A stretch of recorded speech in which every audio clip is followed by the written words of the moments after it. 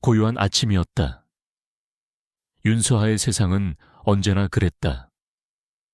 서울의 가장 분주한 중심부인 강남의 한 펜트하우스 꼭대기에 위치한 그녀의 보금자리는 마치 시간의 흐름을 멈춘 듯 고요했다. 통유리창 너머로 아침 햇살이 부드럽게 쏟아져 들어왔고 그 빛은 값비싼 대리석 바닥 위에서 조용히 춤을 추고 있었다. 창밖으로는 도시의 소음과 활기가 넘실거렸지만 삼중 방음 유리는 그 모든 것을 차단했다. 서하는 방음벽이 만들어낸 완벽한 정적 속에서 갓내린 케냐 원두의 향을 음미했다. 화려함과는 거리가 먼 그녀의 삶이었다. 화장기 없는 깨끗한 얼굴, 헐렁한 아이보리색 니트, 그리고 손때 묻은 고서 한 권. 그녀의 모습은 이 거대한 공간의 주인이 아니라 그저 잠시 머물다 가는 손님 같았다.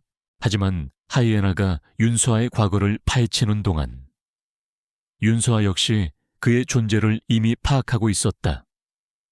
서지원이 벼랑 끝에 몰린 짐승처럼 행동할 것이라는 그녀의 예측은 정확히 맞아떨어졌다. 서하는 유비서에게 단 한 가지를 질문했다. 그녀는 한태준의 아내였다. 법적으로 완벽한 안주인이었지만 그녀의 존재를 아는 사람은 극히 드물었다.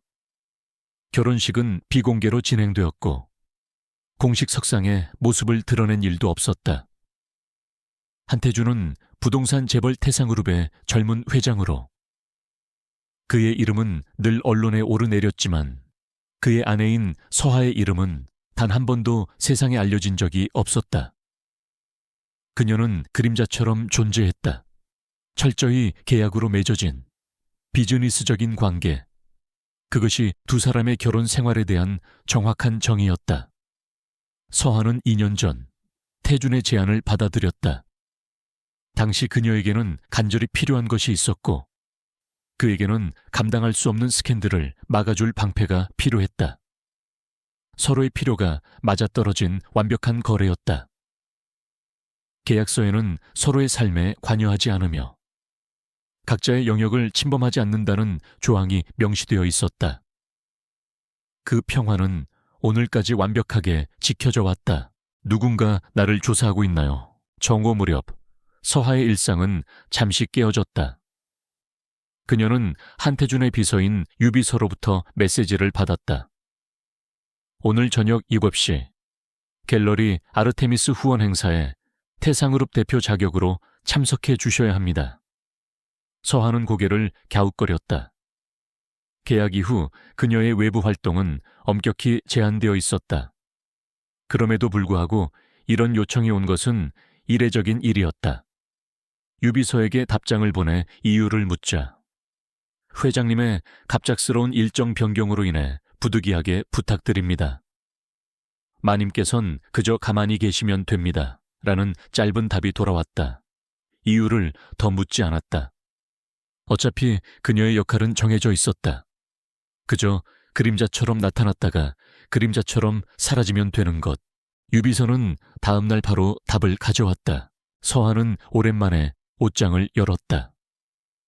펜트하우스의 드레스룸은 마치 백화점 매장처럼 화려했지만 그녀의 손이 닿는 곳은 정해져 있었다. 베이직한 색상의 심플한 원피스들. 그녀는 짙은 녹색의 실크 원피스를 골랐다. 우아했지만 과하지 않았다. 한태준의 방패 역할을 하러 가는 길에 화려함으로 눈에 띄고 싶은 생각은 없었다.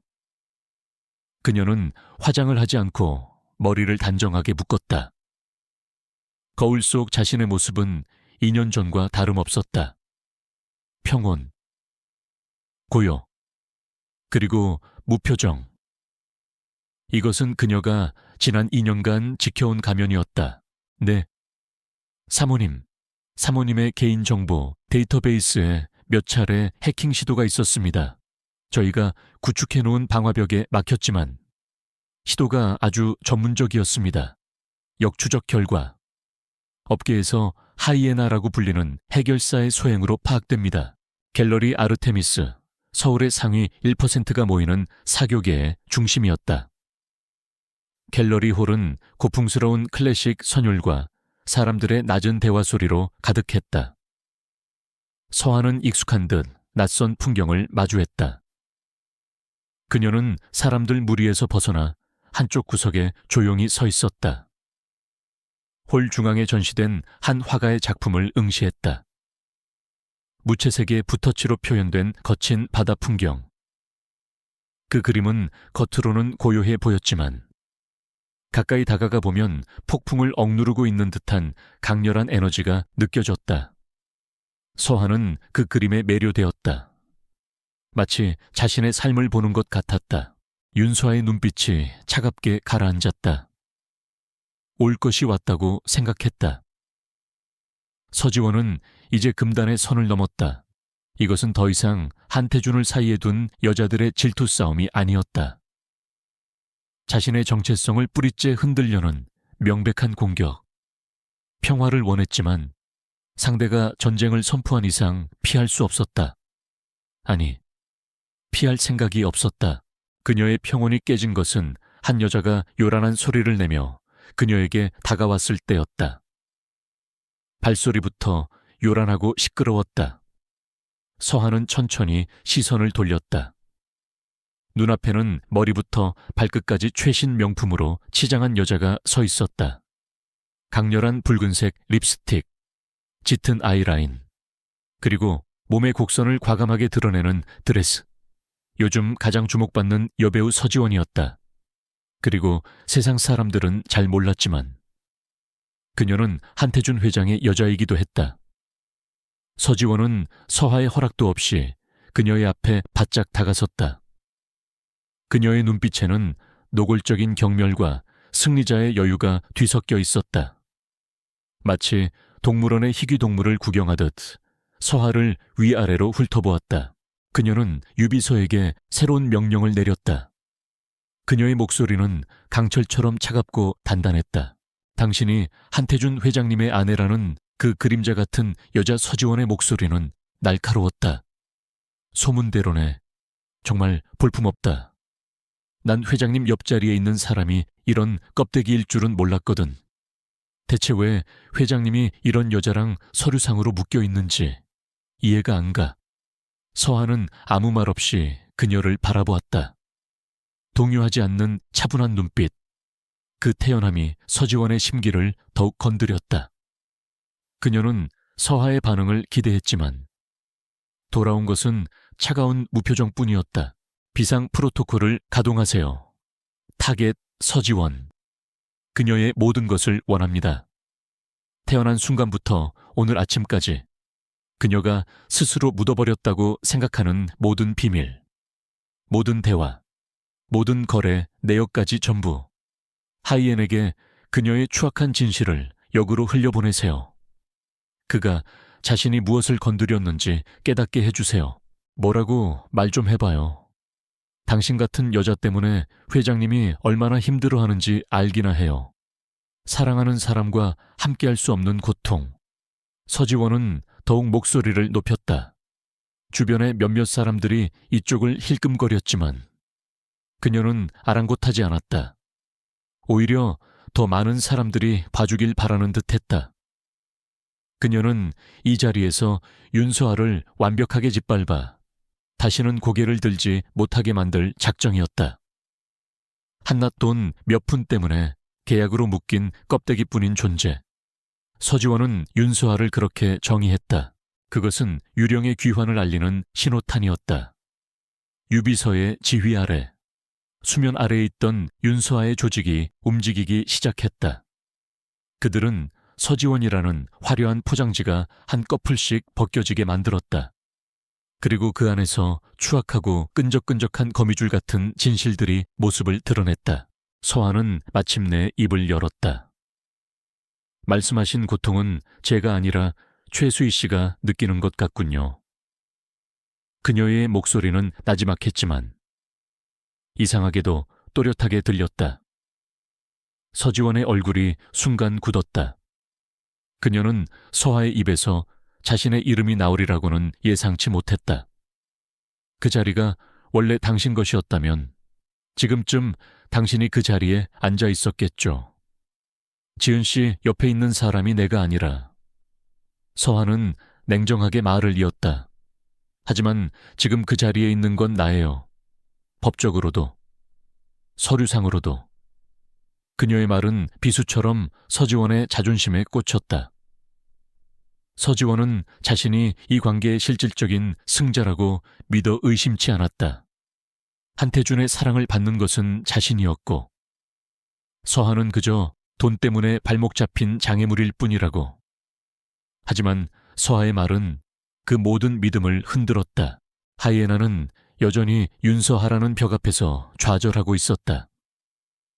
파고들면 파고들수록 나오는 것은 모범적인 학생 기록뿐이었다. 그가 초조함의 밤을 새우며 자신의 사무실 컴퓨터 앞에 앉아 있을 때였다. 갑자기 모니터가 모두 꺼졌다. 정전인가 싶었지만 본체는 돌아가고 있었다. 잠시 후 칠흑 같은 어둠 속에서 녹색 글자들이 나타나기 시작했다.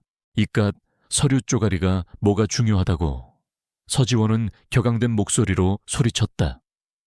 그녀의 가면이 벗겨지고 있었다. 회장님이 사랑하는 건 나야. 당신은 그냥 돈만 보고 버티는 거머리일 뿐이잖아. 서한은 작게 웃었다. 그렇게 확신한다면 왜 직접 회장님에게서 이혼 서류를 받아오지 않았나요? 왜 굳이 이 자리에 와서 저를 모욕하는 거죠? 그녀의 질문은 서지원의 아픈 곳을 정확히 찔렀다. 사실 그녀는 몇 번이고 태준에게 이혼을 종용했지만 그는 늘 기다리라는 말로 미뤘다. 그래서 직접 서하를 찾아와 압박을 주려 했던 것이다. 지어미줄에 걸린 건 사냥감이 아니라 사냥꾼이다. 서하의 눈빛은 흔들림이 없었다. 그녀는 평온했지만 그 안에는 거대한 폭풍을 담고 있는 듯했다. 가치는 스스로 증명하는 것이지 남에게서 빼앗는다고 생기는 게 아닙니다. 이 자리는 당신이 원한다고 가질 수 있는 자리가 아니에요. 자격이 있는 사람만이 가질 수 있는 자리죠. 서하의 말이 끝나자마자 그녀는 뒤돌아섰다. 더 이상 이 자리에 머물 이유가 없다는 듯. 그녀의 발걸음은 조금의 흐트러짐도 없었다. 우아하고 단정하게. 서지원은 그 자리에서 굳어버린 채 망연자실하게 서하의 뒷모습을 바라보았다. 그녀의 계획과 오만함이 함께 조각나는 것을 무력하게 지켜보았다. 서하의 뒷모습은 처음과 마찬가지로 조용했지만 그 안에 깃든 힘은 방금 전과는 비교할 수 없을 정도로 강렬하게 느껴졌다. 라운지에 홀로 남겨진 서지원은 부들부들 떨리는 손으로 테이블을 짚었다. 수치심과 분노가 온몸을 휘감았다. 감히 저 볼품없고 조용한 여자가 자신에게 훈계를 하고 모욕을 주다니. 윤서하, 가만두지 않겠어. 네가 가진 모든 것을 빼앗고 가장 비참한 모습으로 내 앞에 무릎 꿇게 만들고 말 거야. 서지원의 눈에 도끼가 서렸다. 소름이 돋았다.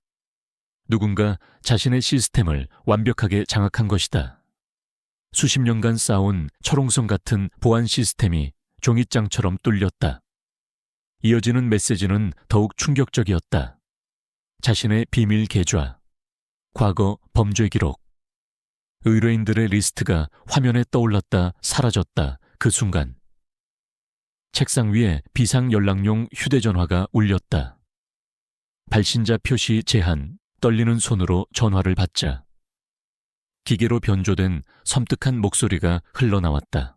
한편 갤러리를 빠져나온 서하는 차분했던 얼굴 위로 싸늘한 냉기가 감돌았다. 그녀는 뒷좌석에 앉아 자신의 얼굴을 잠시 바라보았다. 2년간의 평화는 오늘로써 끝났다. 서하는 알고 있었다. 서지원 같은 존재가 언젠가는 나타날 것이라는 것을. 한태준과의 계약 결혼은 애초에 영원할 수 없는 것이었으니까.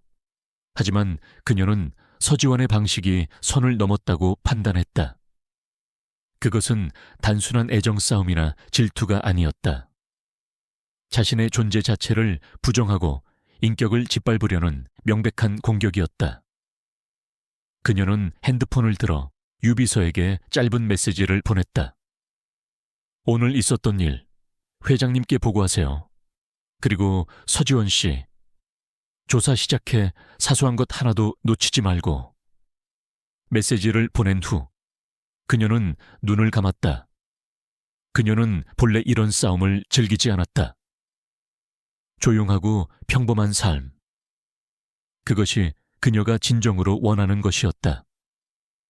하지만 누군가 그 평화를 위협하고 자신을 적으로 규정한다면 이야기는 달라졌다.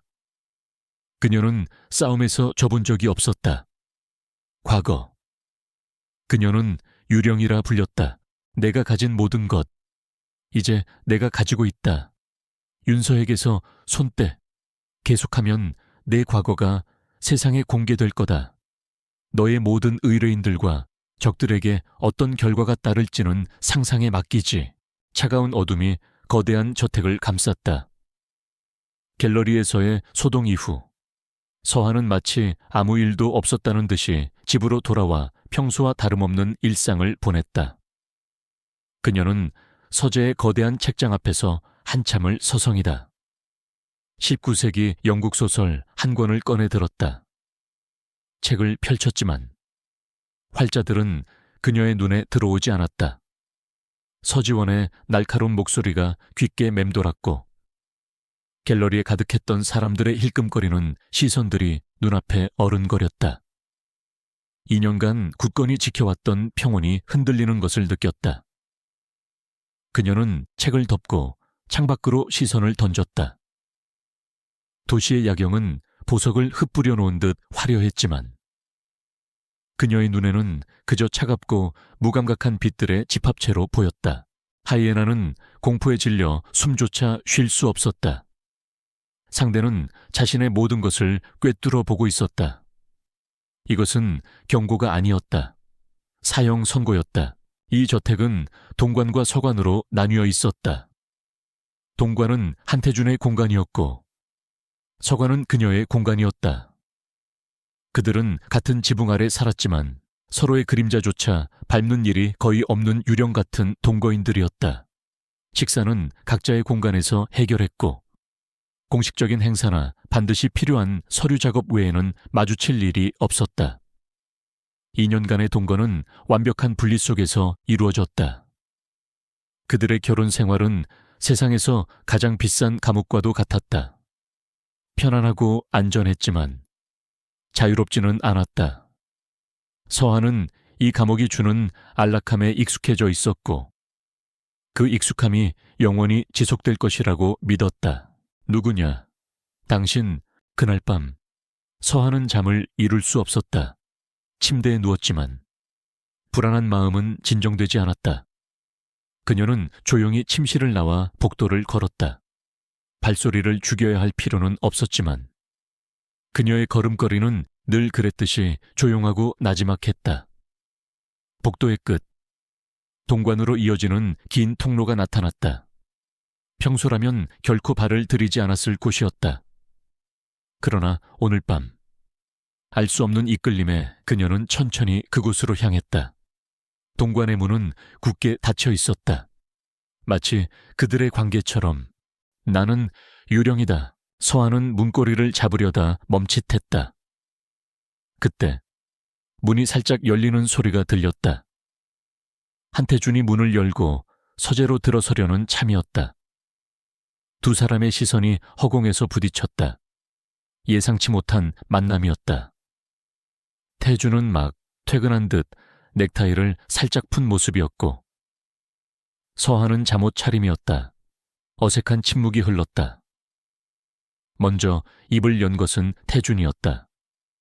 그의 목소리는 낮고 차가웠지만 이상하게도 그 안에 미세한 긴장감이 서려 있는 듯했다. 전화는 끊겼다. 하이에나는 비틀거리며 일어나 창밖을 보았다. 그는 사냥꾼이었다. 하지만 오늘 그는 자신이 감히 범접할 수 없는 존재를 사냥하려 했다는 사실을 깨달았다. 그는 미친 듯이 서지원에게 전화를 걸었다. 그의 목소리는 공포로 떨리고 있었다. 무슨 일이야? 그는 질문했지만 그 안에는 걱정이나 다정함 같은 감정은 없었다. 그저 의무적인 물음이었다. 서한은 잠시 머뭇거리다 대답했다. 그냥 잠이 오지 않아서요. 회장님도요. 태주는 짧게 고개를 끄덕였다. 할 일이 좀 있어서. 그는 서재 안으로 들어서며 문을 닫으려 했다. 그때 서화가 용기를 내어 말했다. 당장 그만둬. 손대란 말이야. 당신이 건드리고 있는 건 사람이 아니야. 괴물이라고. 오늘 갤러리에서. 그녀의 목소리가 떨렸다. 태주는 문을 닫으려던 손을 멈췄다. 그의 눈이 서하의 눈을 똑바로 응시했다. 차갑고 깊은 눈동자였다. 유비서에게 보고받았다. 그의 목소리는 감정을 배제한 채 건조했다. 서하는 어떤 말을 해야 할지 몰랐다. 위로를 바란 것도 아니었고 해명을 하고 싶은 것도 아니었다. 그저 그의 반응을 보고 싶었다. 이 모든 상황에 대해 그가 어떻게 생각하고 있는지. 전화를 끄는 하이에나는 그 길로 자신의 모든 장비를 챙겨 잠적했다. 대한민국에서 그의 모습은 더 이상 볼 수 없었다. 하이에나의 전화를 받은 서지원은 영문을 몰라 어안이 벙벙했다. 괴물이라는 말, 그 조용한 여자가 괴물이라는 말에 그녀는 알 수 없는 불안감에 휩싸였다. 괜찮아. 태준이 다시 입을 열었다. 서하는 놀랐다. 2년 동안 단 한 번도 들어본 적 없는 질문이었다. 이 관계에서 괜찮고 말고는 중요하지 않았다. 그저 각자의 역할을 충실히 수행하면 되는 것이었다. 서하는 그의 질문에 당황했지만 이내 평정을 되찾았다. 네, 괜찮습니다. 말씀하신 대로 해결했습니다. 그녀는 자신을 방패로 내세운 그에게 실망을 드러내지 않았다. 감정을 드러내는 것은 계약 위반이었다. 하이에나의 공포에 질린 외침은 서지원의 귀에 깊숙이 박혔다. 괴물이라는 단어가 그녀의 머릿속을 떠나지 않았다. 그러나 서지원은 그 말을 믿을 순 없었다. 감히 그 볼품없고 조용한 여자가 자신을 능가하는 존재일 리가 없었다. 그녀는 불안감을 떨쳐내기 위해 스스로를 더욱 채찍질했다. 서지원은 직접 나서기로 결심했다. 그녀는 그동안 모아두었던 정치계 스폰서의 비리 자료를 언론에 폭로할 계획을 세웠다. 자신이 피해자라는 것을 증명하고 동시에 윤서에게 경고하려는 생각이었다. 더 이상 건드리면 나도 너를 가만두지 않겠다. 는 무언의 메시지. 해결 태준의 눈썹이 살짝 움직였다. 어떻게 서하는 대답하지 않았다. 그녀의 얼굴에는 다시 무표정의 가면이 드리워졌다. 이 문제는 제가 해결할 수 있습니다. 회장님께 폐를 끼치지 않을 겁니다. 그녀는 스스로의 영역을 지키는 듯한 태도를 보였다. 태주는 그녀를 잠시 바라보았다. 그의 표정은 읽을 수 없었지만 그 시선 속에는 알 수 없는 호기심이 담겨 있었다. 그래. 그는 짧게 대답하고는 문을 닫았다. 쾅 하는 소리와 함께 두 사람의 공간은 다시 분리되었다. 같은 시각 윤서의 서재에는 차가운 정적이 흘렀다. 하이에나의 소식이 전해지자 그녀는 옅은 미소를 지었다. 그녀의 예상대로였다. 벼랑 끝에 몰린 짐승은 예측 가능한 행동을 했다. 이제 그녀는 서지원이 아닌 서지원을 둘러싼 모든 것을 무너뜨릴 차례였다. 그녀는 유비서에게 명령을 내렸다. 서하는 제자리에 한참을 서 있었다. 그녀의 심장은 평소와 달리 격렬하게 뛰고 있었다. 괜찮냐는 그의 질문. 그리고 어떻게 해결할 건지 묻던 그의 호기심 섞인 눈빛. 그것은 분명 계약서에 명시되지 않은 감정이었다. 그가 이 관계를 단순히 비즈니스 관계로만 생각하는 것이 아닐지도 모른다는 희미한 기대를 품게 만들었다. 하지만 동시에 그것은 위험한 감정이었다. 그가 그녀의 영역에 들어오려 한다면 그녀의 평온은 영원히 깨질 것이다. 계획대로 진행하세요. 그녀의 돈줄부터 끊으세요. 그리고 그녀의 명예를 완전히 박탈하세요. 서한은 다시 자신의 소관으로 돌아왔다. 침대 위에 앉아 그녀는 지난 2년간의 삶을 돌아보았다. 그녀는 왜 이 계약을 받아들였을까? 그 이유는 너무나 아득한 과거에 있었다. 3년 전, 그녀는 촉망받는 데이터 분석가이자 전략가였다. 그녀가 만든 솔루션은 기업의 가장 은밀하고 골치 아픈 문제들을 그림자처럼 해결해 주었다. 사람들은 그녀를 유령이라 불렀다. 그녀의 존재를 아는 이는 거의 없었지만 그녀의 능력은 업계에서 전설이었다. 그러나 그녀의 삶에 갑작스러운 비극이 찾아왔다. 사랑하는 가족이 그녀의 과거 일 때문에 큰 사고를 당한 것이다. 그녀는 세상의 이목으로부터 가족을 보호하고 싶었다. 그녀가 세상 밖으로 사라지는 것, 그것이 유일한 방법이었다. 그때 한태준이 그녀에게 손을 내밀었다. 태상그룹의 후계자 분쟁으로 위기에 처했던 그를 회장 자리에 앉힌 것도 사실은 그녀의 보이지 않는 설계 덕분이었다. 그는 그 대가로 그녀에게 완벽한 방패막이가 되어주기로 했고, 그것이 바로 이 계약 결혼의 진실이었다. 윤서아의 지시는 늘 그랬듯이 명확하고 단호했다. 그녀의 팀은 서지원의 모든 자금 흐름을 추적했다. 그녀가 불법적으로 조성한 페이퍼 컴퍼니와 해외 비자금 계좌의 존재를 밝혀냈다. 서지원이 자신의 모든 부를 축적하는 동안 그녀가 얼마나 많은 세금을 탈루하고 불법적인 거래를 했는지에 대한 명백한 증거를 수집했다. 이 모든 자료는 익명으로 국세청에 전달되었다. 서한은 고개를 숙였다. 그녀는 한태준의 방패가 되었고 그는 그녀의 보호자가 되었다. 계약은 완벽하게 이행되었다. 하지만 서지원의 등장으로 균열이 생겼다. 그 균열을 막지 못하면 그녀의 평화로운 감옥은 무너질 것이다. 서한은 다시 노트북을 켰다. 그녀의 눈빛은 아까의 불안과는 달리 차갑게 빛났다. 한태준에게 보냈던 메시지가 떠올랐다. 서지원 씨, 조사 시작해. 사소한 것 하나도 놓치지 말고. 그녀는 더 이상 평화를 지키기 위해 숨지 않기로 했다. 누군가 그녀의 평화를 위협한다면 그녀는 그 평화를 되찾기 위해 싸울 것이다. 그것이 그녀가 살아온 방식이었다. 며칠 후, 대한민국은 뉴스로 발칵 뒤집혔다. 국세청이 톱스타 서지원을 상대로 고강도 특별 세무조사에 착수했다는 소식이었다. 공식 발표에는 여객페이퍼 컴퍼니를 이용한 대규모 탈세 혐의가 명시되어 있었다. 이것은 뜬소문이 아니었다. 실질적인 권력을 가진 국가기관의 움직임이었다. 서지원의 연애 스캔들에 식상해 있던 대중의 여론은 이제 새로운 불길, 즉 분노로 타올랐다. 그녀의 손가락이 키보드 위에서 빠르게 움직이기 시작했다. 서지원의 모든 것이 화면에 나타났다.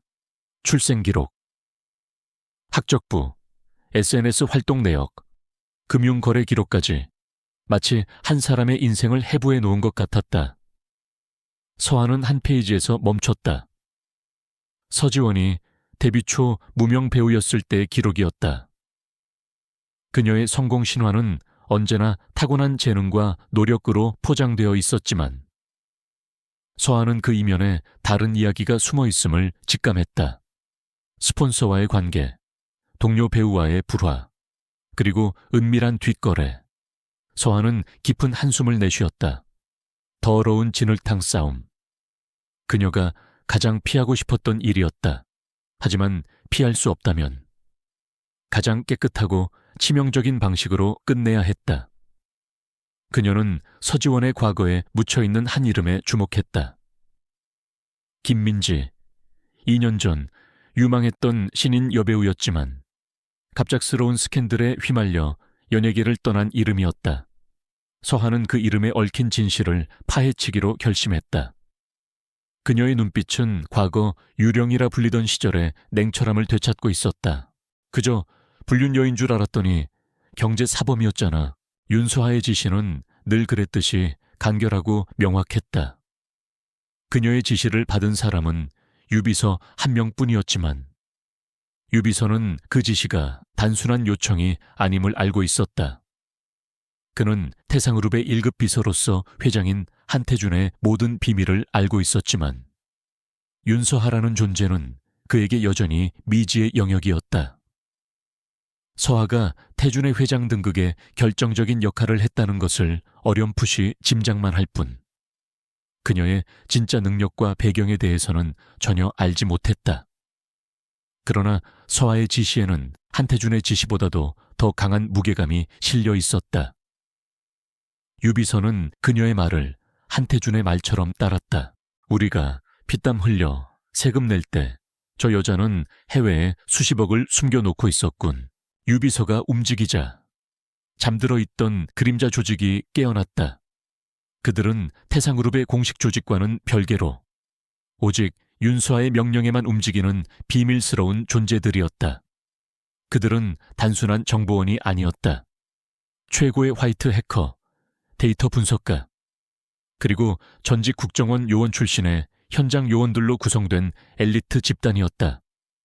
그들에게 잠긴 문이나 지워진 데이터란 존재하지 않았다. 유비서의 명령이 떨어지자 그들은 서지원의 과거를 파헤치기 시작했다.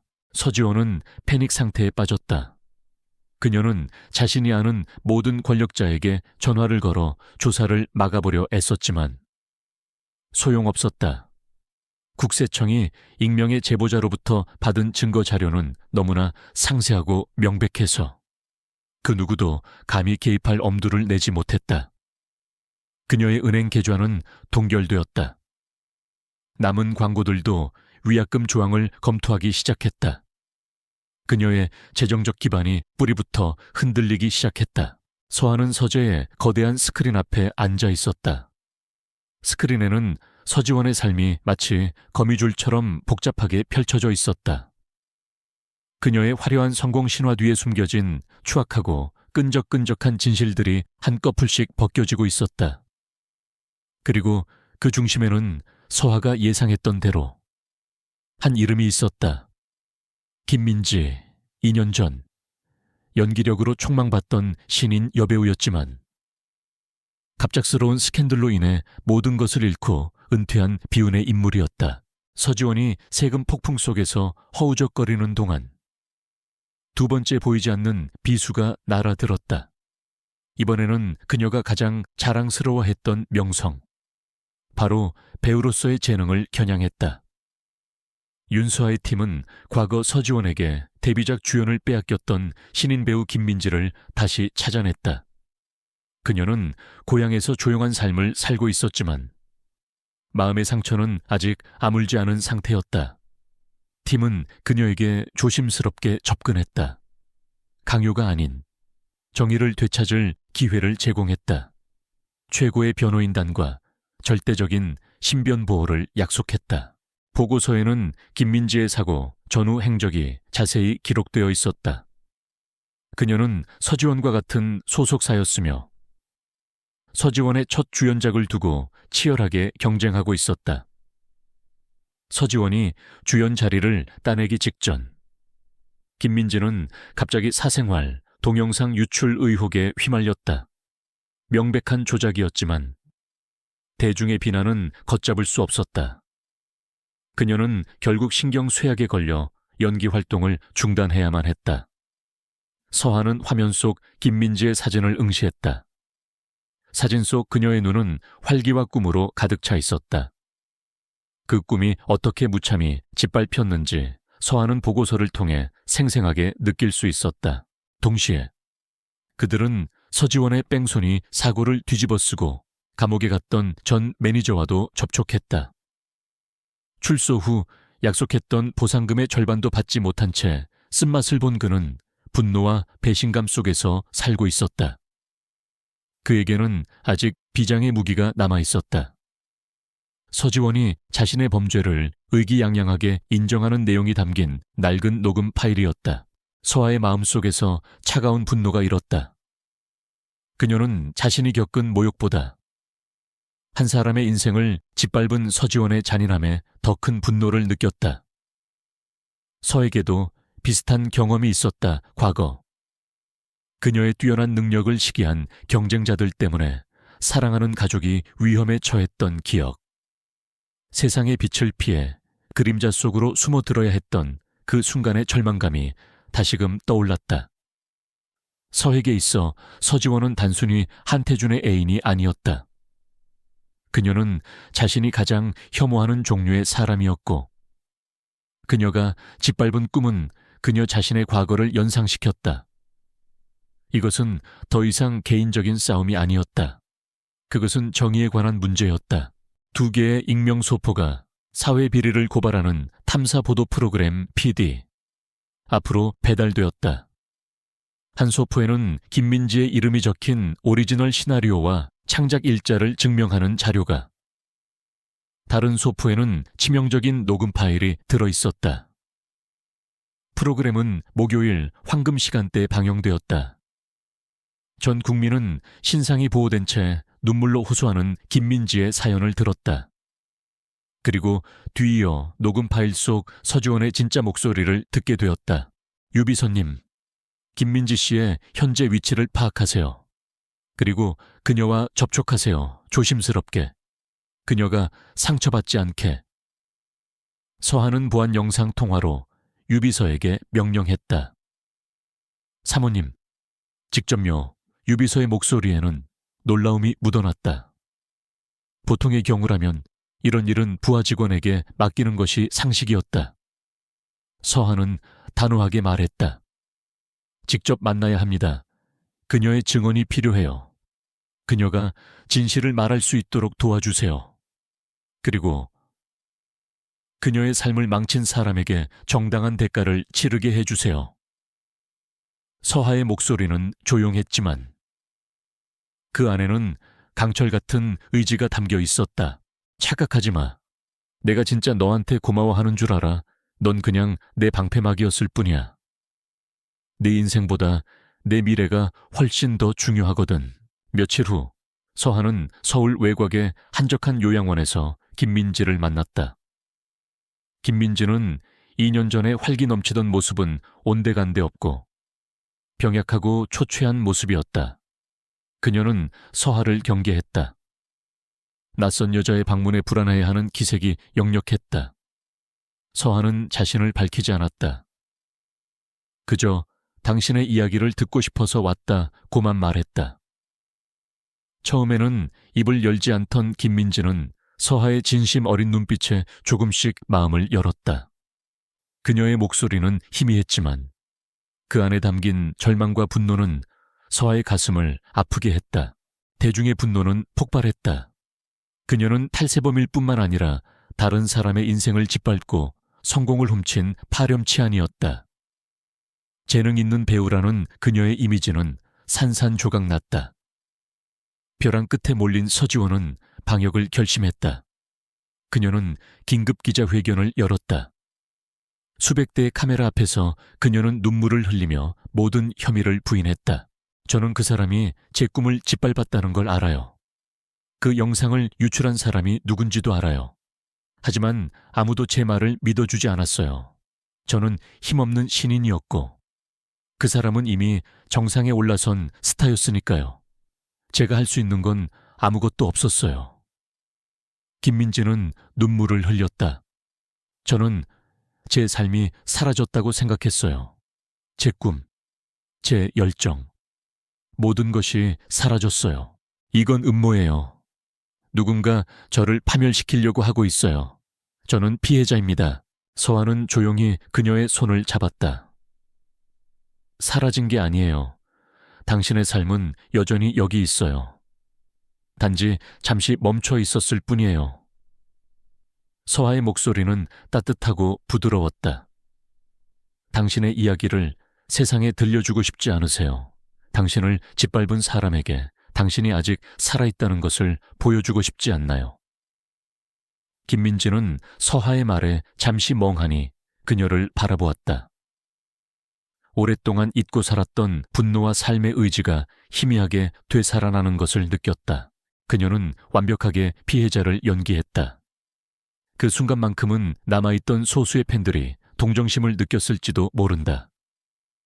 그녀는 이 연기가 대중의 동정심을 조금이라도 되돌릴 수 있을 것이라 믿었다. 서하와 김민지의 대화가 오가는 동안 유비선은 서지원의 또 다른 추악한 과거를 발견했다. 그녀가 연습생 시절 자신의 성공을 위해 음주운전 뺑소니 사고를 매니저에게 덮어씌웠던 사건이었다. 매니저는 감옥에 갔고 서지원은 그에게 거액의 보상금을 약속했지만 스타가 된 후에는 약속을 지키지 않았다. 출소 후 매니저는 힘겹게 살고 있었다. 유비선은 그 매니저를 찾아냈다. 그리고 그가 아직 간직하고 있던 비장의 무기를 발견했다. 서지원이 자신의 범죄를 자랑스럽게 인정하는 내용이 담긴 낡은 녹음 파일이었다. 서하의 전략은 이제 서서히 그 윤곽을 드러내고 있었다. 그녀는 단순히 서지원의 악행을 폭로하는 것을 넘어 그녀의 성공 신화 전체를 허위로 만들 계획을 세우고 있었다. 그리고 그 계획의 핵심은 그녀가 짓밟았던 사람들을 통해 그녀를 무너뜨리는 것이었다. 하지만 윤서아는 이 수순을 이미 예측하고 있었다. 그리고 마지막 비수를 준비해 두었다. 서지원의 기자회견이 막 끝나고 기자들이 기사를 작성하느라 분주한 바로 그 시점. 더 충격적인 뉴스가 터져 나왔다. 서지원의 과거 스폰서였던 노회한 정치인이 갑자기 검찰에 자진 출두한 것이다. 익명의 조언자로부터 자신의 정치 생명을 끝낼 수 있는 자료를 전달받은 그는 살아남기 위해 선수를 쳤다. 그는 서지원과의 부적절한 관계를 인정했지만 자신이야말로 피해자라고 주장했다. 과거 자신이 제공했던 불법 정치 자금에 대해 서지원에게 지속적으로 협박과 금품 요구를 당해왔다고 진술한 것이다. 그날 저녁 서하는 한태준의 저택으로 돌아왔다. 그녀의 마음은 아침과 달리 복잡한 감정으로 가득 차 있었다. 분노, 슬픔, 그리고 희미한 희망. 그녀는 서재에 앉아 노트북 화면을 응시했다. 스크린에는 김민지의 눈물과 전 매니저의 녹음 파일이 담겨 있었다. 이것은 단순한 증거가 아니었다. 다른 사람의 피와 눈물로 얼룩진 서지원의 성공을 증명하는 생생한 증거였다. 서하는 펜트하우스의 차가운 정적 속에서 홀로 깨어 있었다. 그녀의 눈빛은 무표정했지만 그 안에는 거대한 폭풍이 일고 있었다. 그녀는 이제 시작이라는 것을 알았다. 그리고 이 싸움의 끝에서 과연 누가 살아남을지 그녀 자신도 궁금해지기 시작했다.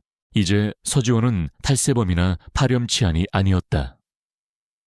공갈 협박 및 정치자금법 위반 혐의를 받는 피의자, 즉 범죄자가 되었다. 경찰은 공식적으로 전면적인 수사에 착수한다고 발표했다. 윤서하의 조용한 움직임은 거대한 파문을 일으키기 시작했다. 그녀는 언론을 직접적으로 이용하지 않았다. 대신 사회의 그림자 속에 숨어있는 진실의 전령사들에게 정보를 흘렸다. 익명의 제보자로부터 받은 한 편의 녹음 파일과 과거 신인 배우 김민지의 비극적인 사연은 탐사보도 전문 기자들의 이목을 집중시키기에 충분했다. 그들은 서하의 신원을 알지 못했지만 그녀가 제공한 정보의 정확성과 가치에 경외감을 느꼈다. 자신의 호화로운 펜트하우스에서 서지원은 TV 화면을 응시하고 있었다. 한때 자신의 장기말이라고 여겼던 늙은 정치인의 얼굴이 정의로운 표정으로 자신을 고발하고 있었다. 그녀는 웃음을 터뜨렸다. 미친 사람처럼 절망적인 웃음이었다. 덫은 완벽한 덫이었다. 그녀가 일어서려고 발버둥칠 때마다 예상치 못한 곳에서 또 다른 비수가 날아와 그녀를 찔렀다. 그녀는 적의 모습을 볼 수 없었다. 그 적은 유령처럼 어둠 속에서 모든 것을 조종하며 그녀가 빠져나갈 수 없는 거대한 그물을 치고 있었다. 보이지 않는 적에게 사냥당하고 있다는 공포가 그녀의 이성을 마비시켰다. 대한민국의 한 유명 탐사보도 프로그램은 추적 스타의 가면 뒤에 숨겨진 진실이라는 제목으로 서지원의 성공 신화에 대한 심층 취재를 예고했다. 언론의 공식적인 보도가 시작되자 대중은 반신반의했다. 서지원은 이미 국민 여동생이라는 이미지로 대중의 사랑을 듬뿍 받고 있었기 때문이다. 그녀의 소속사 역시 즉각적으로 모든 의혹을 근거 없는 음해로 치부하며 법적 대응을 예고했다. 서지원의 완벽한 몰락은 한치의 오차도 없었다. 윤서아의 계산은 정확했고 그녀가 던진 미끼들은 모두 서지원을 향한 치명적인 덫이 되어 돌아왔다. 사기, 탈세, 공갈 협박, 그녀가 저질렀던 모든 범죄들은 이제 세상에 공개되었고 경찰은 그녀의 체포영장을 발부했다. 서지원은 더 이상 도망칠 곳이 없었다. 그녀는 자신의 펜트하우스에 갇힌 채 세상이 자신을 향해 던지는 돌팔매질을 무력하게 지켜보았다. 한때 그녀의 세상이었던 화려한 조명과 박수 소리는 이제 야유와 비난으로 변해 있었다. 그러나 서아가 준비한 것은 단순한 의혹이 아니었다. 그것은 명백하고 반박 불가능한 증거였다. 첫 번째로 공개된 내용은 그녀가 과거 매니저에게 뺑소니 사고를 덮어씌운 사건이었다. 방송에는 익명으로 처리된 전 매니저의 인터뷰가 담겼다. 그의 목소리는 분노와 원망으로 가득 차 있었다. 그녀는 저에게 약속했어요. 감옥에 다녀오면 모든 것을 보상해주겠다고. 하지만 저는 그녀의 성공을 위한 도구였을 뿐이었죠. 그녀는 저를 버렸어요. 쓰레기처럼. 방송 말미에는 서지원이 매니저에게 자랑하듯 자신의 죄를 고백하는 녹음 파일이 재생되었다. 서지원 특유의 날카롭고 오만한 목소리는 대중에게 충격을 주기에 충분했다. 같은 시각, 윤서아의 서재에는 고요함만이 감돌았다. 그녀는 태블릿 PC로 서지원의 몰락에 관한 마지막 뉴스를 확인했다. 유비서가 그녀의 곁에 서 있었다. 그의 목소리에는 경외감이 묻어났다. 이제 거의 끝났습니다. 사모님, 서지원 씨는 더 이상 아무것도 할 수 없을 겁니다. 방송이 나간 후 인터넷은 들끓었다. 서지원을 옹호하던 여론은 순식간에 차갑게 돌아섰다. 배신감은 동정심보다 훨씬 더 큰 분노를 낳는 법이었다. 사람들은 그녀가 돈과 명예를 위해 다른 사람의 인생을 얼마나 쉽게 짓밟았는지에 대해 이야기하며 분노했다. 뺑소니범, 인생 도둑이라는 끔찍한 별명들이 서지원에게 따라붙기 시작했다. 서아는 태블릿을 껐다. 화면의 불빛이 사라지자 그녀의 눈동자는 어둠 속에서 더욱 차갑고 깊어 보였다. 아니요. 그녀가 무섭도록 단호한 목소리로 말했다. 아직이에요. 가장 중요한 무대가 남아있어요. 이어진 다음 방송에서는 김민지의 이야기가 공개되었다. 제작진은 그녀를 어렵게 설득하여 인터뷰를 진행했다. 김민지는 신원이 보호된 채 눈물로 자신의 꿈이 어떻게 파괴되었는지 증언했다. 그녀의 목소리는 희미했지만 그 안에 담긴 절망과 슬픔은 시청자들의 마음을 아프게 했다. 방송은 서지원이 그녀의 사생활 동영상을 협박의 도구로 사용했다는 사실을 폭로했다. 당시 그녀가 주연을 맡았던 드라마의 대본 초안과 김민지의 연기 연습 영상 등 서아가 수집한 방대한 데이터는 서지원의 성공이 온전히 그녀의 노력과 재능 때문이 아니었음을 증명했다. 유비서는 의아한 표정으로 그녀를 바라보았다. 가장 중요한 무대라니요. 서지원은 패닉에 빠졌다. 그녀는 기자회견을 열고 눈물을 흘리며 모든 혐의를 부인했지만 대중은 더 이상 그녀의 눈물을 믿지 않았다. 그녀의 모든 행동은 연기처럼 느껴졌다. 그녀의 화려한 성공 신화가 사실은 다른 사람들의 피와 눈물로 얼룩져 있었다는 사실은 그녀의 팬들에게 가장 큰 충격과 배신감을 안겨주었다. 수많은 팬들은 팬클럽을 탈퇴했고 그녀가 출연했던 광고들은 줄줄이 내려졌다. 서아의 시선은 책상 위 달력으로 향했다. 붉은색으로 동그라미가 쳐진 날짜, 청룡영화제가 열리는 날, 한때 서지원이 여우주연상 후보로 지명되었던 바로 그 무대였다. 그곳이 그녀의 마지막 무대가 될 겁니다. 제가 그녀에게 공개적인 사형을 집행할 장소죠. 그녀는 서지원이 자신이 가장 빛났던 무대에서 모든 것을 잃게 만들 생각이었다. 그것이야말로 완벽한 파멸이었다. 이 모든 상황을 한태준은 조용히 지켜보고 있었다. 그는 윤서하로부터 별다른 보고를 받지 않았다.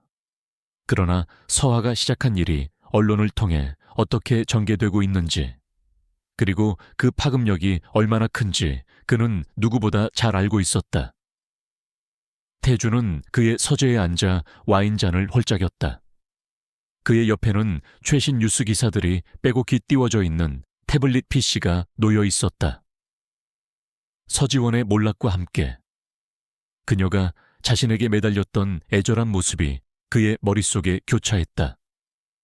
그는 그녀의 눈물과 울부짖음이 이제는 모두 가식처럼 느껴졌다.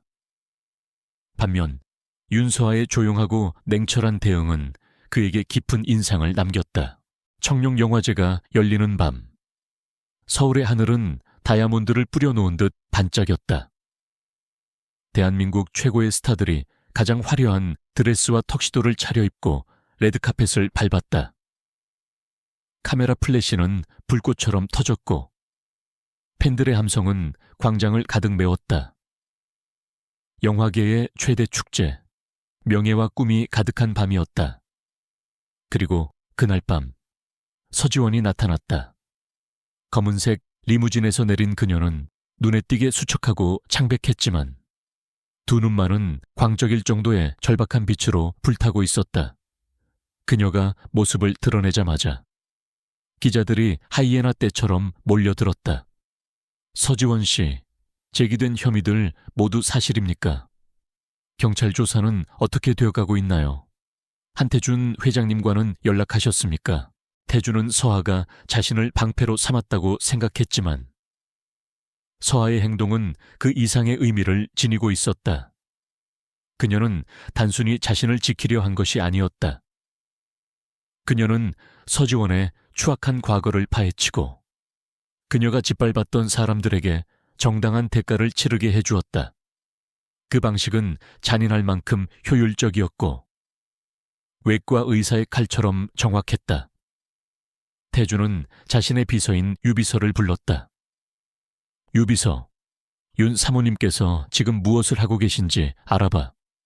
유비서는 당황했지만 이내 고개를 숙였다. 알겠습니다. 회장님, 그녀는 아무 대답도 하지 않았다.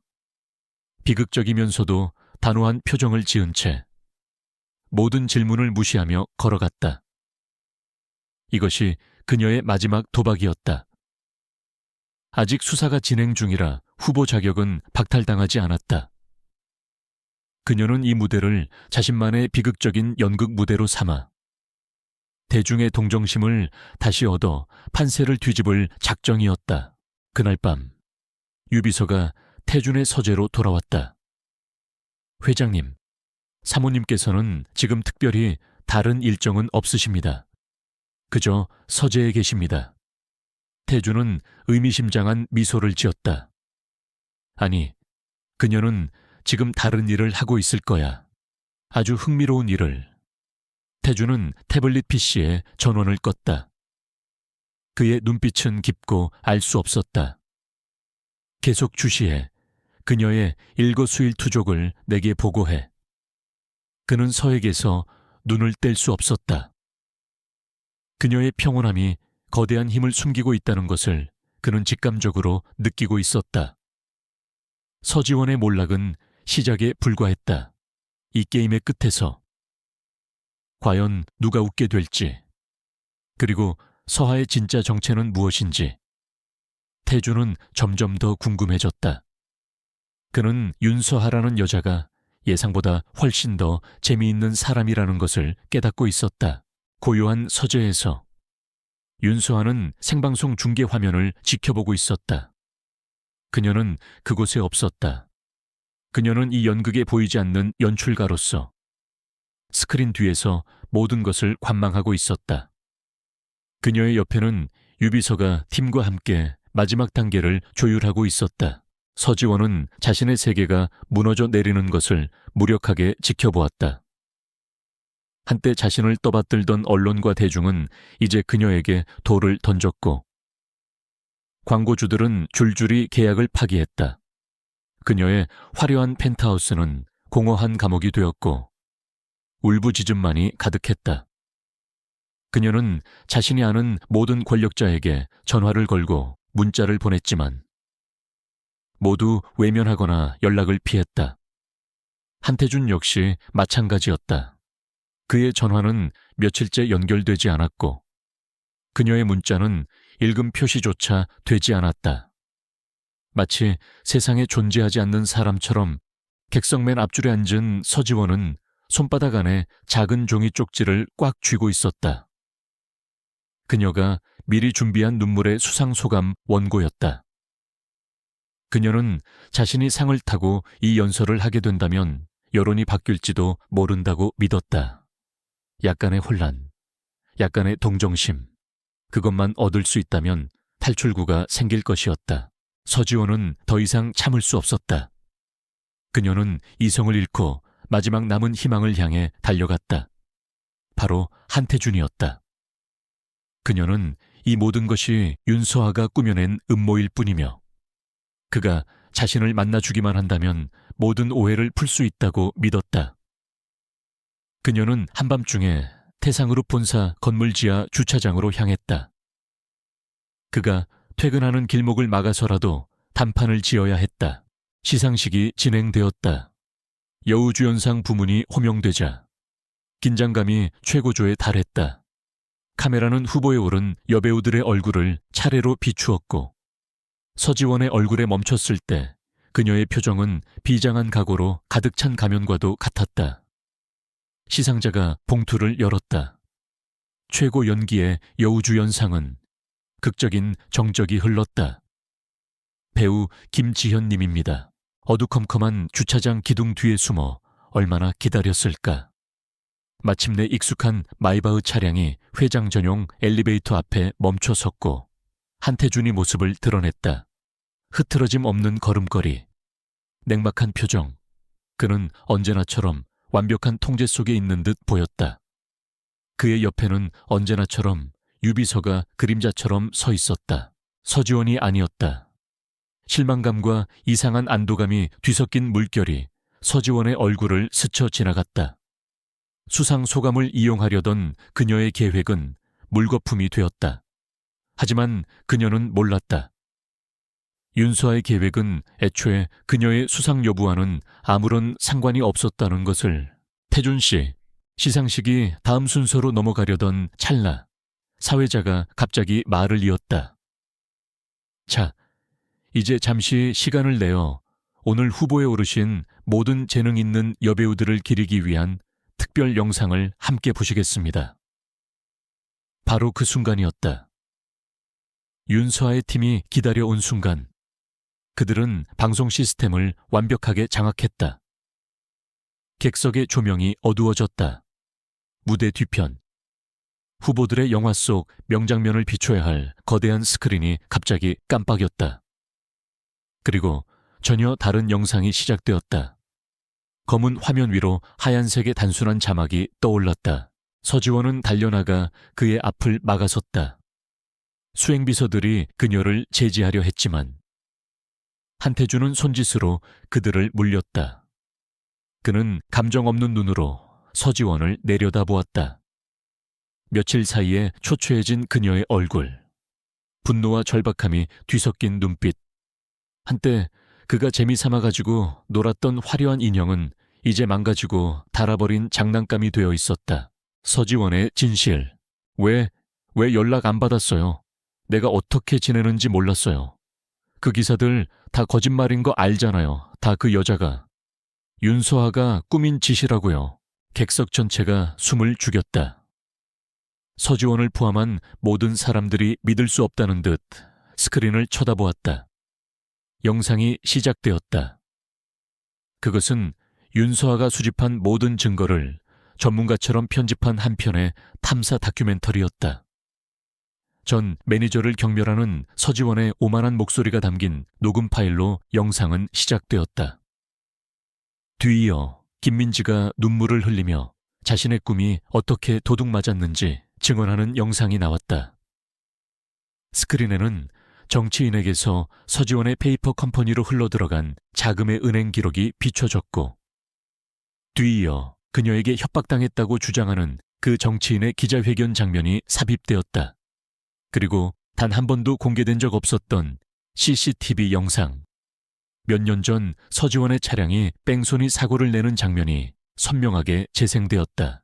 서지원은 울부짖으며 그의 팔에 매달렸다. 그러나 한태준의 표정에는 어떤 변화도 없었다. 그는 차가운 목소리로 입을 열었다. 모든 증거는 냉정하고 체계적으로 제시되었다. 이것은 가십기사가 아니었다. 그녀의 범죄에 대한 반박할 수 없는 기소장이었다. 객석의 반응은 폭발적이었다. 경악의 숨소리와 수군거림은 이내 분노의 외침으로 변했다. 동료 배우들은 경멸과 혐오가 가득한 눈으로 그녀를 쳐다보았다. 카메라는 수백만 시청자 앞에서 자신의 삶이 파괴되는 것을 지켜보는 서지원의 얼굴을 무자비하게 클로즈업했다. 그녀의 가면이 산산조각 났다.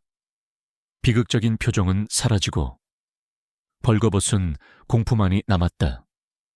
그녀는 일어서려 소리치려 애썼지만 목구멍에서는 아무 소리도 나오지 않았다. 문제를 일으킨 건 당신인데 왜 내가 해결해야 합니까? 영상은 끝났고 시상식장은 대혼란에 빠졌다. 안전요원들이 그녀를 향해 움직이기 시작했다. 생방송은 갑작스럽게 중단되었지만 이미 늦었다. 수백만 명이 모든 것을 목격했다. 그 한마디에 서지원의 세상이 멈춰 섰다. 사랑, 연민, 동정, 그 어떤 감정도 섞여 있지 않은 철저히 비즈니스적인 말투였다. 그녀는 한태준이 자신을 단 한 번도 사랑하지 않았다는 사실을 그제서야 깨달았다. 그는 그저 그녀의 화려함과 열정적인 모습을 즐겼을 뿐 그녀의 존재 자체를 소중하게 생각한 적이 없었다. 서지원의 추락은 한치의 오차도 없이 완벽했다. 그녀가 쌓아 올린 모든 것이 산산이 부서졌다. 시상식장의 대혼란 속에서 그녀는 안전요원들에게 이끌려 뒷문으로 퇴장했다. 한때 그녀의 인생이었던 화려한 레드카펫은 이제 그녀의 범죄가 공개된 처형장이 되었다. 파파라치들의 플래시는 마치 총알처럼 그녀에게 쏟아졌고 그녀의 커리어와 인생은 한 줌의 재로 변해 있었다. 그녀는 남은 파파라치들의 플래시를 맞으며 망가진 인형처럼 퇴장했다. 그게 무슨 말이에요? 우린 사랑하는 사이였잖아요. 당신은 나를 사랑한다고 했잖아요. 같은 시각 윤서아의 서재에는 고요한 승리의 정적이 흘렀다. 서하는 접어둔 노트북의 검은 화면을 조용히 응시했다. 유비서가 그녀의 곁에 서 있었다. 그의 목소리에는 깊은 안도감이 섞여 있었다. 이제 모든 것이 끝났습니다. 사모님. 서지원 씨는 다시는 사모님께 어떤 위협도 가할 수 없을 겁니다. 서지원 씨, 안 끝났어요. 한태준이 그녀의 손을 뿌리치며 말을 이었다. 윤서아의 목소리는 나지막했지만 단호했다. 이건 당신의 일입니다. 당신이 스스로 증명하고 해결해야 할 문제죠. 나를 끌어들이지 마시오. 당신의 경솔한 처신이 내게 어떤 영향을 미치는지 생각은 해봤습니까? 가장 중요한 한 사람이 아직 남아있어요. 한태준 회장님. 경솔한 처신. 그 말은 비수가 되어 서지원의 심장을 꿰뚫었다. 그는 그녀의 추문에 대해 걱정하는 것이 아니라 그 추문이 자신과 태상그룹에 미칠 영향을 계산하고 있었던 것이다. 그는 단 한 번도 그녀의 편이었던 적이 없었다. 서지원은 자신의 모든 것을 걸고 매달렸던 사랑이 한태준에게는 그저 하찮은 유흥에 불과했다는 사실을 뼈저리게 깨달았다. 유비서의 표정이 굳어졌다. 그는 윤서하가 이 모든 싸움을 한태준의 시험에 대한 답으로 치렀다는 것을 알고 있었다. 이제 그 최종 답안을 제출할 차례였다. 한태준은 더 이상 그녀를 쳐다보지도 않고 채 올랐다. 검은 세단은 미끄러지듯 주차장을 빠져나갔고 서지원은 그 자리에 홀로 남아 망연자실하게 서 있었다. 절망이 분노로, 분노는 이내 도끼로 변했다. 며칠 후 서한은 한태준으로부터 공식적인 만남을 요청받았다. 각자의 공간이 아닌 저택의 중앙 서재, 즉 중립지대에서였다. 분위기는 사뭇 달랐다. 여전히 고요했지만 더 이상 차가운 암투의 냉기는 느껴지지 않았다. 그 대신 마침내 서로의 가치를 인정한 두 명의 동등한 경쟁자가 벌이는 협상을 앞둔 정적에 가까웠다. 그들은 오래된 원목 테이블을 사이에 두고 마주 앉았다. 테이블 위 두 사람의 사이에는 변호사가 준비한 서류 뭉치가 놓여 있었다. 이혼 서류였다. 그래, 윤서하, 모든 건 너 때문이야. 네가 사라지기만 하면 태준 씨는 다시 내게 돌아올 수밖에 없어. 네 존재 자체가 문제의 근원이야. 먼저 입을 연 것은 한태준이었다. 그는 더 이상 모호하게 말하지 않았다. 그의 목소리는 직설적이고 명료했다. 당신을 과소평가했소. 그는 자신의 실수를 숨기지 않고 윤서아의 눈을 똑바로 쳐다봤다. 서지원과의 일은 처음부터 내게는 그저 유흥에 불과했지. 하지만 그 유흥이 내게 위협이 되기 시작했을 때 나는 두 사람을 시험해 보기로 했소. 누가 더 가치 있는지, 누가 살아남을 자격이 있는지. 내 방식이 차갑다는 건 알지만 나는 그렇게 정상에 올랐고 그렇게 태상그룹을 지켜왔소. 그는 사과하지 않았다. 그저 설명할 뿐이었다. 그것이 그의 방식이었다. 잔인할 정도의 실용주의. 서지원의 눈빛이 섬뜩하게 빛났다. 이제 그녀는 수단과 방법을 가릴 생각이 없었다. 윤서하는 조용히 그의 말을 들었다. 그녀는 자신의 행동을 변명하지도 이해를 구하지도 않았다. 그녀는 그저 차분하게 말했다. 그녀가 선을 넘었습니다. 제 평화를 위협했고 그래서 저는 제 자신을 지켰을 뿐입니다. 회장님께서 제게 보장해 주기로 했던 계약 조항이었죠. 같은 시각 서울 외곽에 위치한 한태준의 본가. 서한은 서재에서 유비서의 보고를 받고 있었다. 유비서는 한태준과 서지원의 만남을 자세히 보고했다. 서한은 창밖의 어둠을 응시하며 조용히 들었다. 그녀의 표정은 평온했지만 마음속은 고요한 호수 같지 않았다. 한태준의 침묵, 그것이 계속 그녀의 마음에 파문을 일으켰다. 서지원이 언론을 이용해 자신을 공격했을 때도, 자신이 방역하여 서지원을 궁지로 몰아넣었을 때도 그는 마치 높은 곳에서 연극을 관람하는 관객처럼 그저 지켜보기만 했다. 서한은 이것이 시험이라는 것을 알고 있었다. 한태준은 자신과 서지원을 저울 위에 올려놓고 누가 더 가치 있는지, 누가 이 싸움의 승자가 될지를 지켜보고 있는 것이다. 그는 자신과의 계약이 여전히 유효한지, 자신이 그의 방패막이가 되어줄 자격이 있는지를 시험하고 있었다. 소름 끼치도록 냉정한 남자. 서한은 그의 그런 면모가 때로는 혐오스러웠지만 동시에 인정할 수밖에 없었다. 이 약육강식의 세계에서 살아남기 위해 그는 스스로를 그렇게 단련시킨 것이다. 회장님께서는 사모님에 대해 점점 더 흥미를 느끼시는 것 같습니다. 오늘 회장님께서 제게 사모님의 일거수일투족을 보고하라고 명령하셨습니다. 윤서하는 서류를 내려다보았다. 자유. 그녀가 늘 원했던 것이었다. 조용하고 얽매이지 않는 삶. 하지만 그것이 막상 눈앞에 닥치자 이상하게도 텅 빈 기분이 들었다. 그녀는 고개를 들어 한태준을 쳐다보았다. 처음으로 그를 제대로 보았다. 냉정한 사업가. 그 이상도 이하도 아니었던 남자가 이제는 그녀의 진짜 모습을 이해하고 존중하는 한 사람으로 보였다. 그는 그녀의 힘을 두려워하는 대신 그 힘의 옆에 나란히 서고 싶어 하는 남자처럼 보였다. 유비서의 말에 서하의 입가에 씁쓸한 미소가 번졌다. 흥미. 그 감정은 계약서에는 없는 것이었다. 그것은 그의 새로운 시험이었다. 그녀는 한태준이 자신을 완전히 파악하고 싶어 한다는 것을 직감했다. 회장님께서 이혼 서류를 먼저 내미신다는 건 이제 저를 더 이상 방패로 삼을 필요가 없다는 뜻인가요? 알겠습니다, 유비서님.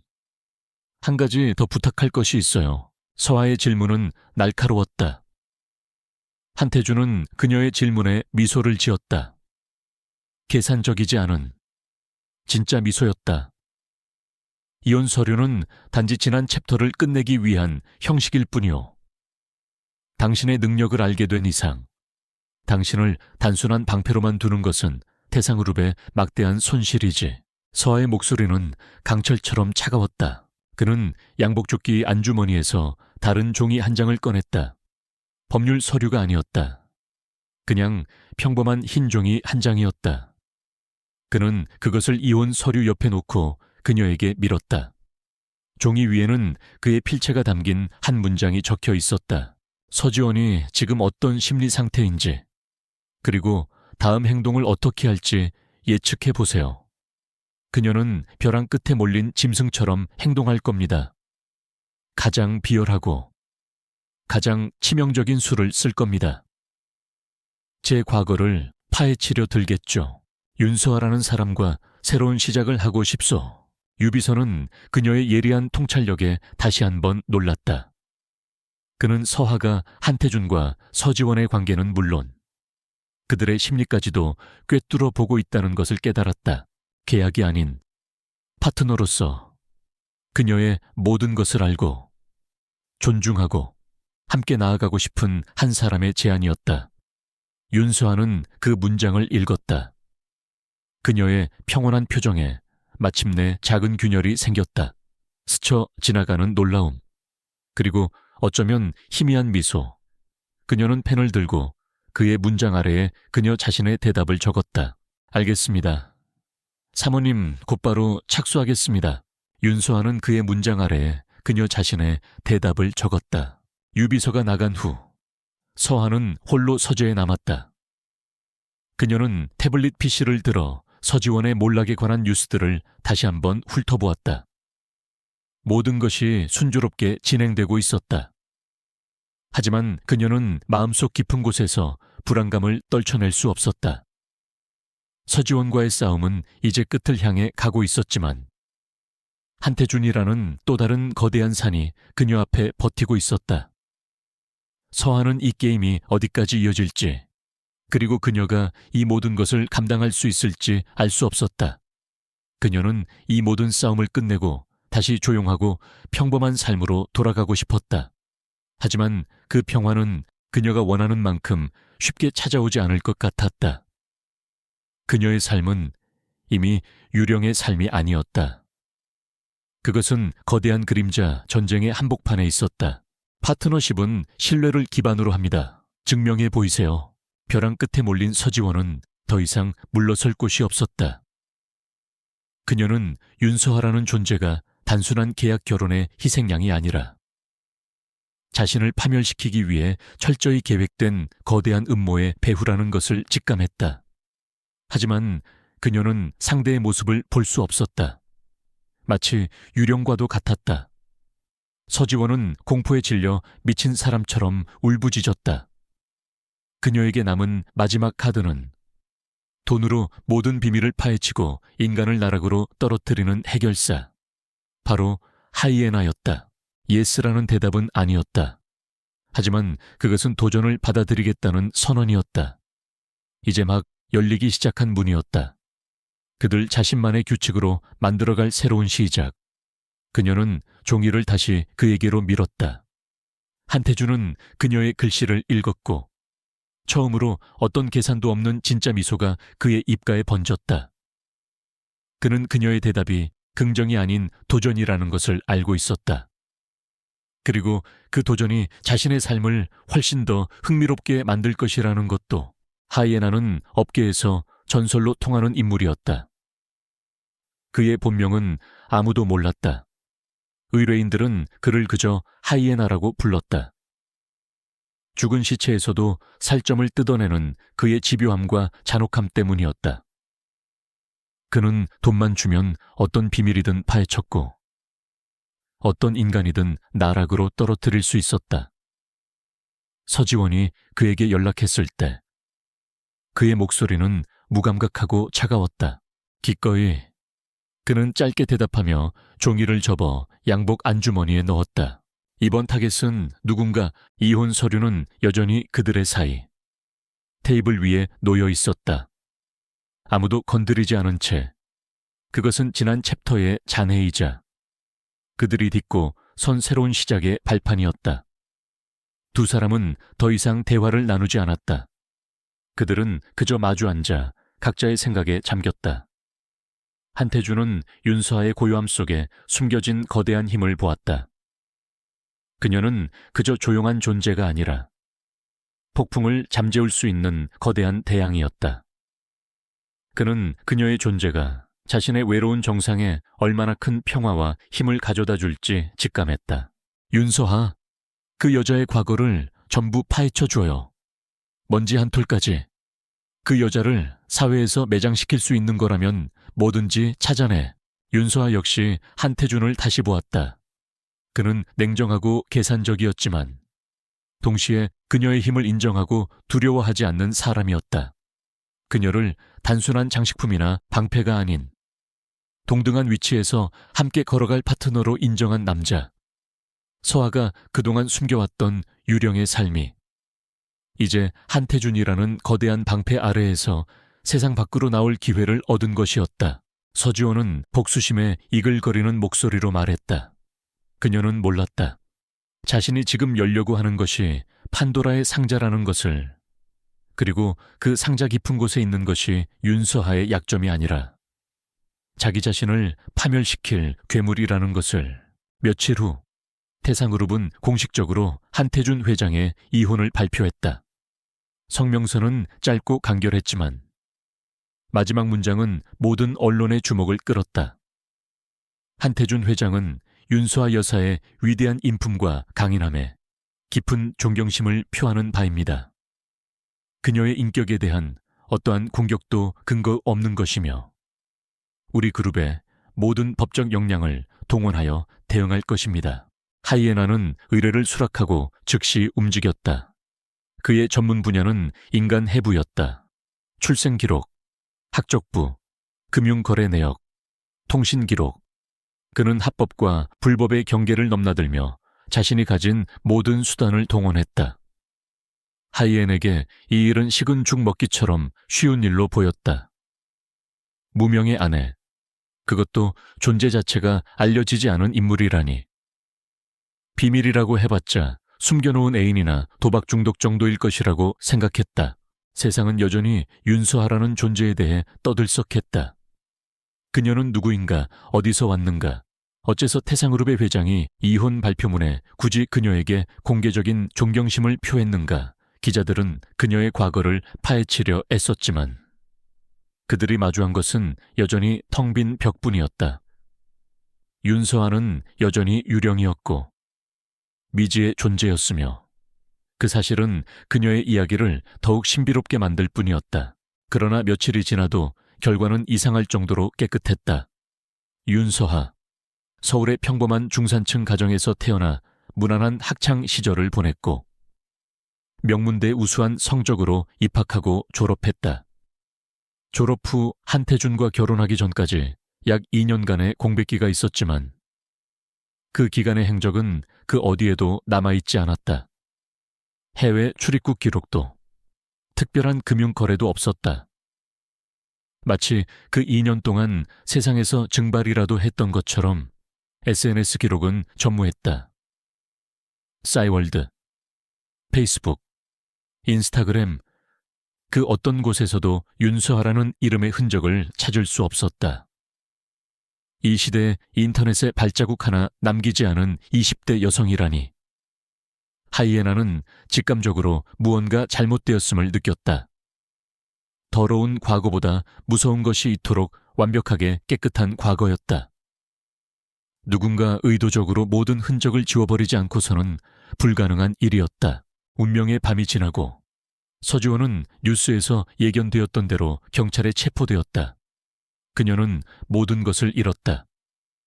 그녀의 펜트하우스는 경매에 넘어갔고 재산은 압류당했다. 정상의 스타였던 그녀는 지나간 악몽처럼 대중의 기억 속에서 잊힌 채 끝없는 나락으로 떨어졌다. 하이에나는 중간보고를 위해 서지원에게 전화를 걸었다. 그의 목소리에는 초조함이 묻어 있었다. 그리고 윤수아의 삶은 새로운 국면을 맞이했다. 그녀는 더 이상 서관에만 머물지 않았다. 매일 아침 그녀는 동관에 있는 한태준의 서재로 향했다.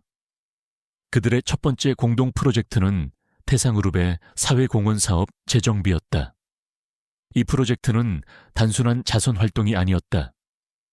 윤수아의 비상한 두뇌와 데이터 분석 능력은 사회공헌 활동의 효율성과 투명성을 극대화했다.